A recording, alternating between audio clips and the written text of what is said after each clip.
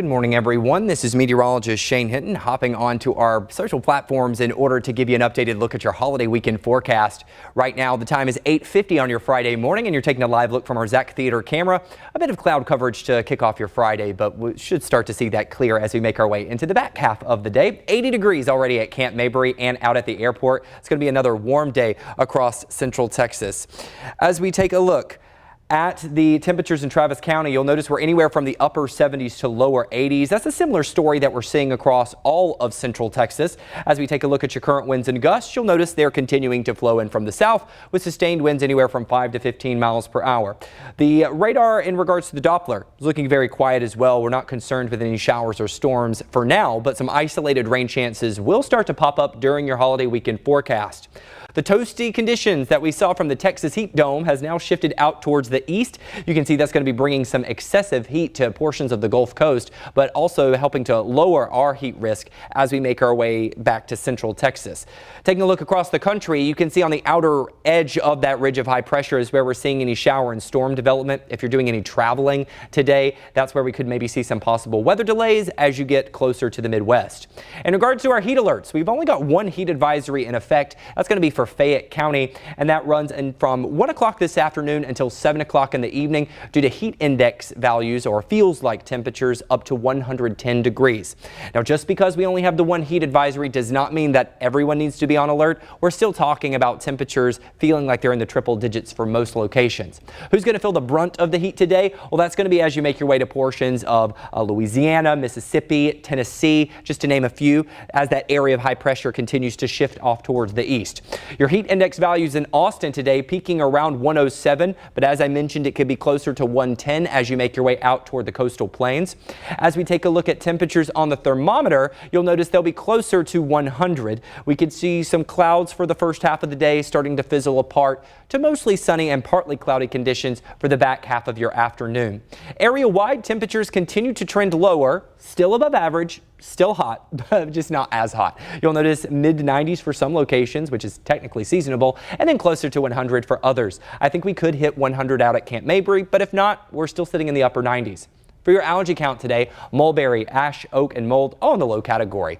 Now let's talk about what we can expect as we head into the holiday weekend, the brunt of the holiday weekend, if you will. Saturday and Sunday, I think an upper level trough is going to help split apart that level of high pressure, and that is going to allow clouds to build in and some isolated rain chances to move back in as well.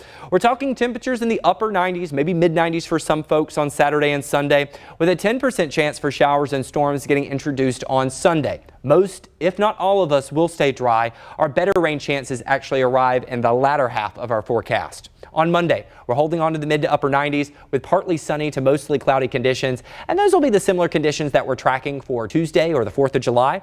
You'll notice that I put a 20% chance for showers and storms, still following along the story of very limited activity happening here. We're talking, like I said, only a 10 to 20% chance at best, and I'm not seeing it really impacting your 4th of July plans. As for fireworks shows, I know it's still very far out. Right now, forecast models are trending toward a mostly cloudy evening, but we will continue to monitor that for you and provide updates on air and online.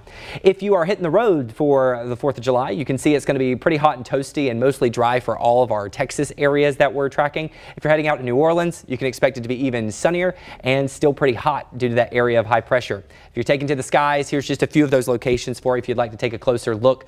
You can see, like I said, the Texas locations still staying pretty toasty. San Antonio up in the upper 90s. If you're heading out to Philadelphia, a little milder in the mid to upper 80s. San Francisco, oh my goodness, that looks pretty comfortable in the lower 70s. New York City seeing pretty comfortable in the lower 80s. Atlanta in the lower to mid 90s. Chicago dropping from the mid 90s to the mid 70s with some storms arriving for the back half of the weekend. For your Independence Day forecast here in central Texas, we're talking upper 90s with a 20% chance for showers and storms. Your sunset going to be at 8:37 for those of you that maybe are attending any fireworks shows.